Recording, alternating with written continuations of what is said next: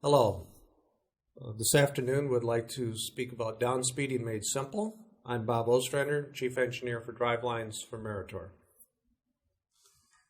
So, what is downspeeding? Well, a lot of people think of downspeeding, and of course, the first thing they think about is the kind of money that they're going to save on fuel economy. And frankly, that's true.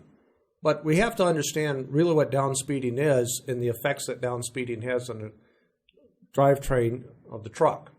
If we take a look at the chart on the right, we can see that in previously to about 2010, that the torque curve in the light gray kind of comes up gradually, comes up to peak torque, and then as the RPMs get higher, it finally tails off. But after 2010, the engines became very different. You had new enhancements for EPA requirements and, of course, trying to get better fuel economy. And as such, you have a much more rapid torque rise.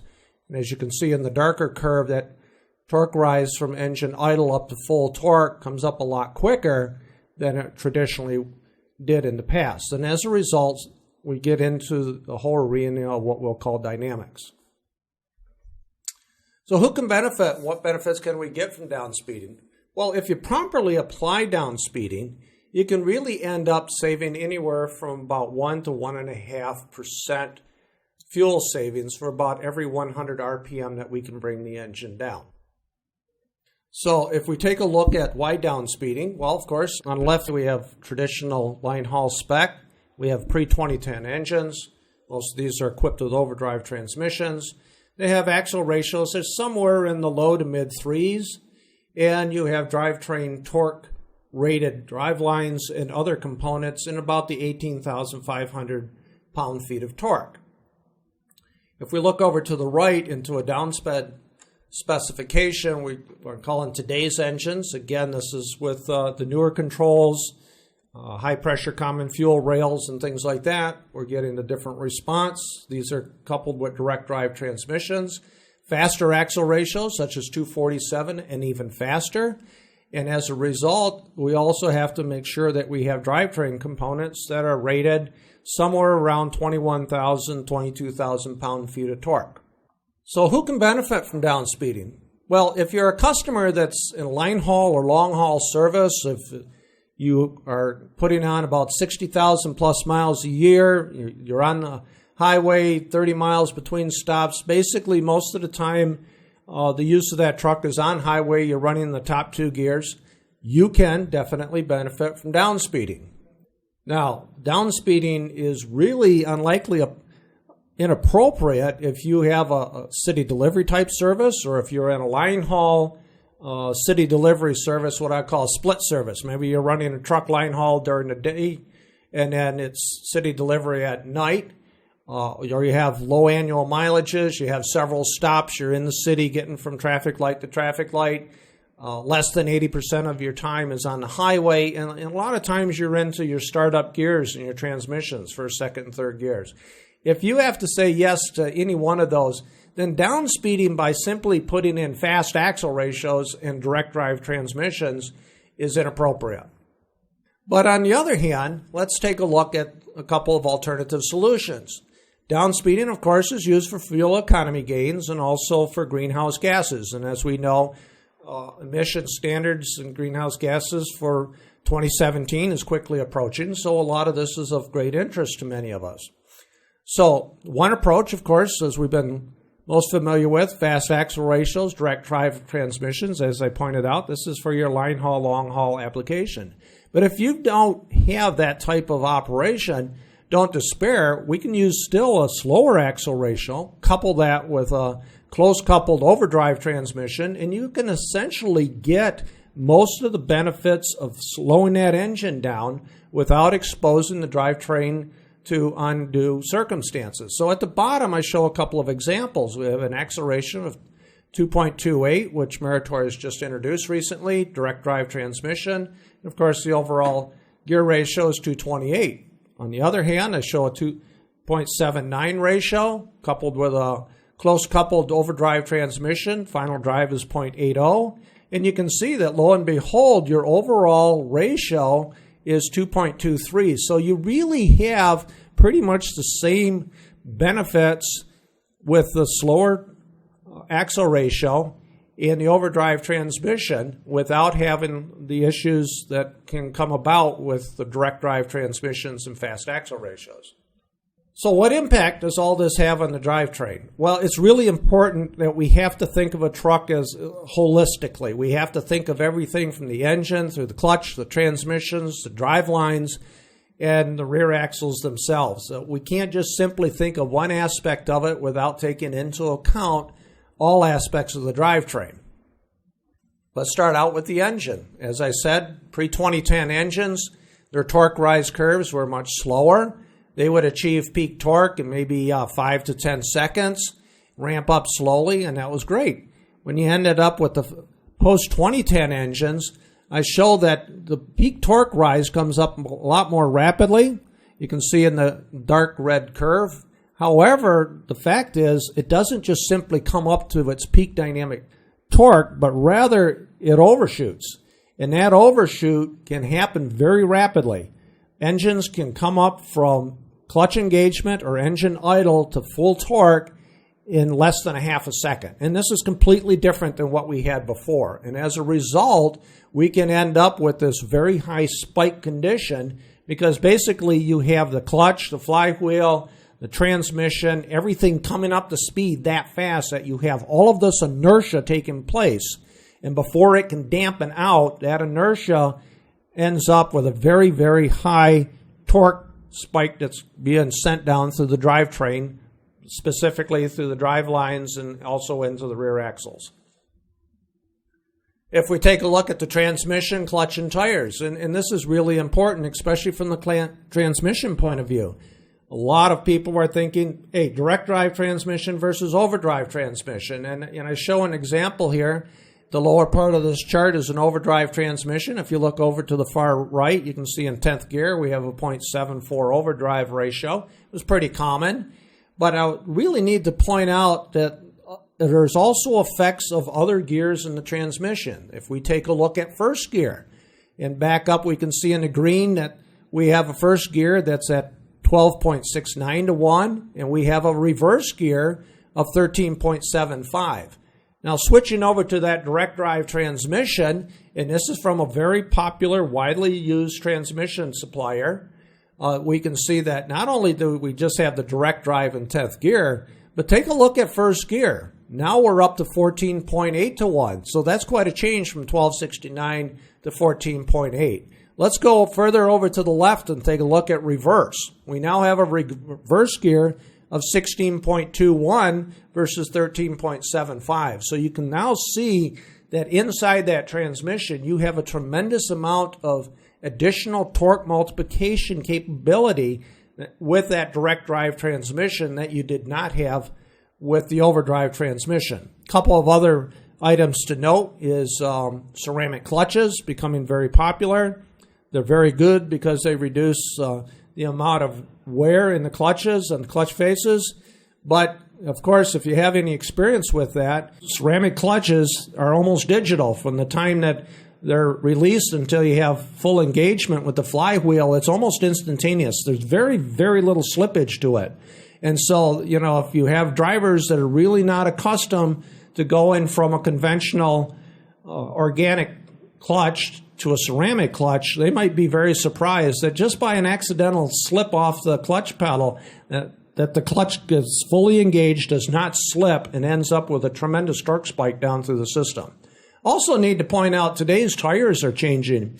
For today's tires, if you're looking at low rolling resistance tires, that the compounds used on those tires for low rolling resistance is very different than what you have on regular tires. As a matter of fact, they have changed so much so that in calculations that we use from an engineering point of view, we always use the coefficient of friction for slip torque of about values about 0.71, 0.72. And now we're having to take a look at low rolling resistance tires that have a coefficient of friction values as high as 0.85 and 0.86. So that's a tremendous increase in the amount of torque it takes before those tires will actually slip.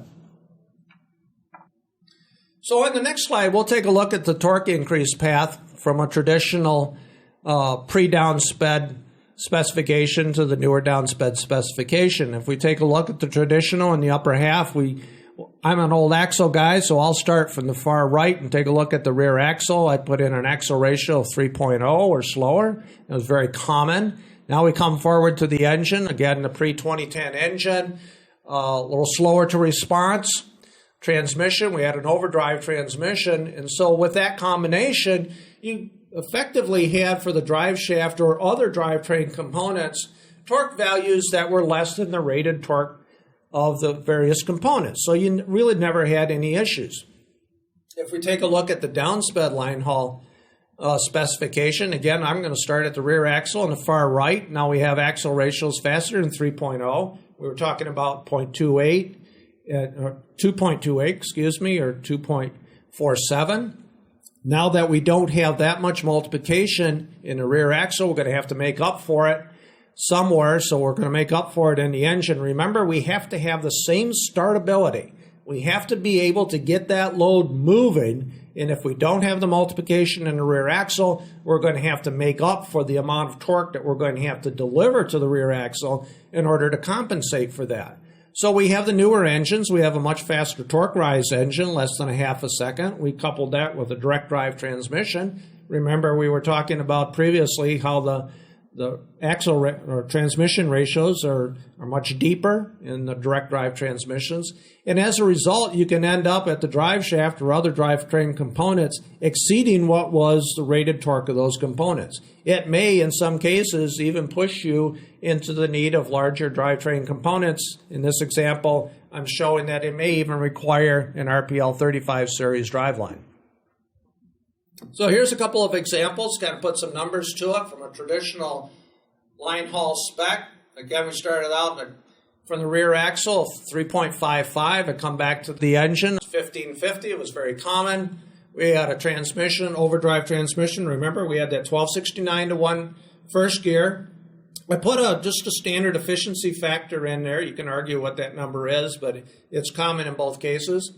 But we end up with a drive shaft torque of about 16,000 pound-feet of torque, all well within the rated drivetrain components. If we take a look at the downsped line haul spec, we have a rear axle ratio. In this case, I put the 247s, very common use today. We had to make up for that loss between the 355 and the 247, so I now have a 1750 pound-feet engine up front. We have the direct drive transmission. Remember, it has the deeper first gear, 14.8 to 1. I put in the same efficiency factor, and lo and behold, you can see that the resultant torque at the drive shaft is close to 21,000 pound-feet of torque. That's a significant increase going from about 16,000 up to 21,000 pound-feet of torque.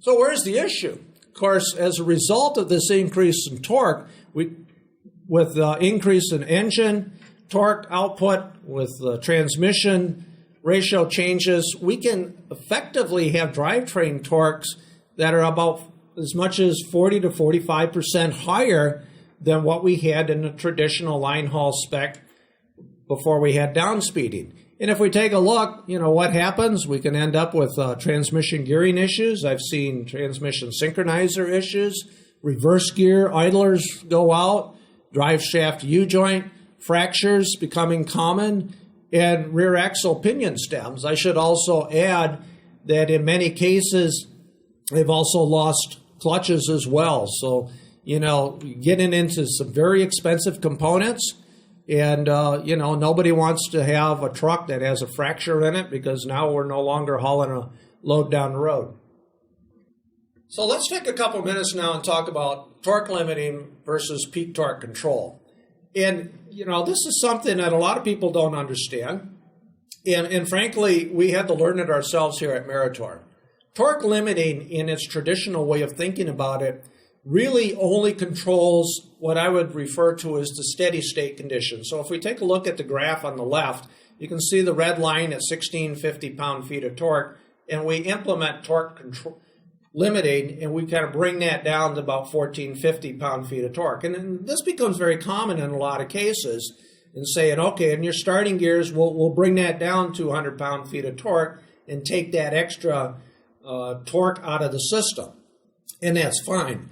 But remember what I said, that engines are responding so fast that things are taking place dynamically up front. If we take a look over to the right side of this slide, we have peak torque control.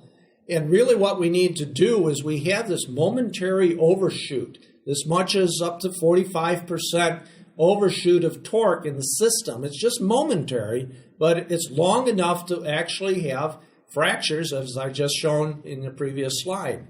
What we really need to do is to be able to clip off that spike and try to bring it down. So what I depict here on this slide is in the red dash line what would be the torque spike, and with peak torque control be able to bring that down and clip that down. So in the dash green line you can see we can bring that down, and sometimes several percent.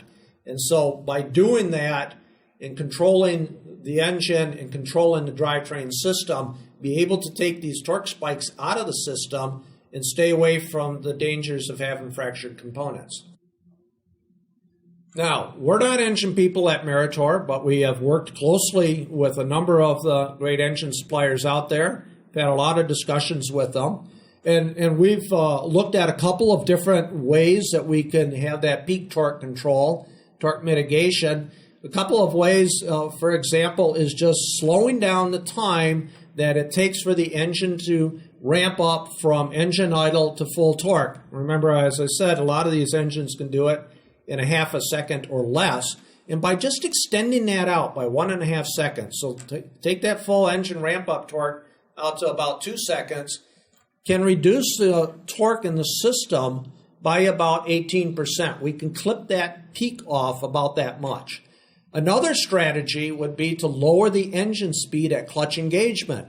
Bring that engine down so as that clutch comes in, you're running maybe 750 up to maybe 900 RPM. You can reduce that peak torque by as much as close to 40%, and that's really significant.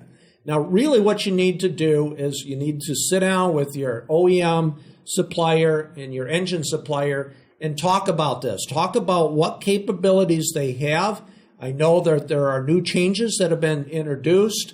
So talk to your engine supplier, talk to your OEM. If you have existing trucks and says, what can I do with my trucks? Or if you're in the market of speccing new trucks, to make sure that you have those controls in place. The OEMs are not going to automatically do it. You're really going to have to specifically talk to your OEM. You have to talk to your engine supplier and says, what do I need to do to clip these peak torques out so I don't end up in a very high dynamic condition? Meritor, of course, realizes that you finally get to the point, and as we get down speeding and faster axle ratios, quite honestly, we're going to have to, in some cases, end up with larger components. Last year, we introduced the RPL 35 and 35 SD. Primarily, the RPL 35 is focused for the line haul applications. These would be applications that are faster axle ratios than 2.40 to 1. So anything faster than that, you're really going to need to get into a larger component. Let's face it, folks, steel can only take so much. We try to get as much capability out of our components as we can. But as we keep getting these faster and faster axle ratios, sooner or later we're going to have to increase the torque capacity of the components. In this case, the RPL 35 is rated for 21,500 pound-feet of torque. We also introduced the 35 SD, but quite frankly, that is really targeted for very heavy haul, logging type applications and those very severe type of duty cycles that you can run into.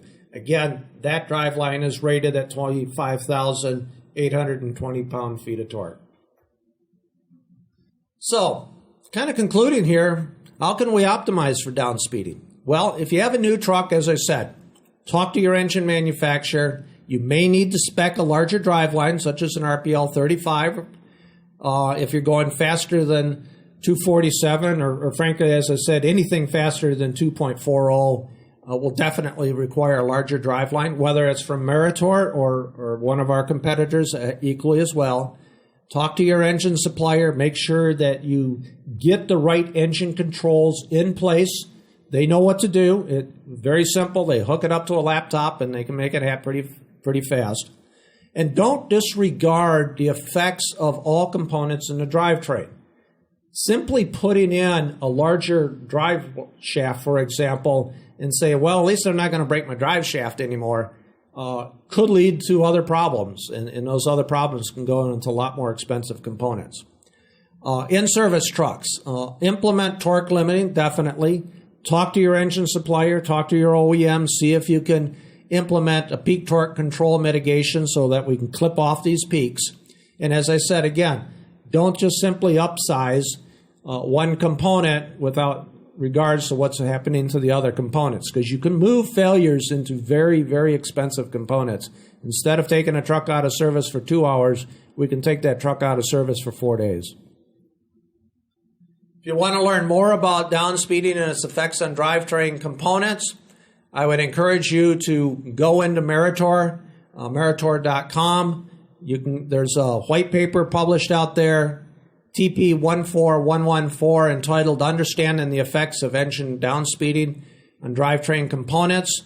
There's a lot of information in there that goes into a lot more in-depth detail than what I've talked about today. I encourage you to look at that, see what you can find in there. You have questions, contact your Drive Force representative or contact us here in Troy, and we'll talk you through this. We'll be very happy to spend the time. You want to also learn about other Meritor downspeeding solutions, visit Meritor.com. We have another piece of literature, SP 1589, which is entitled Meritor Downspeeding Solutions. Thank you very much. That's all I have for today. I hope you've enjoyed this time. And if you have questions, like I said, contact your Drive Force representative or go ahead and contact one of us here in Troy, and we'll be very happy to speak with you, understand what you're trying to do, and help guide you. It's our intention at Meritor to keep trucks on the road, to be able to pull that load down the road, make that thing productive and earning money, and not have that thing parked on the side with fractured components. Thank you very much, and goodbye.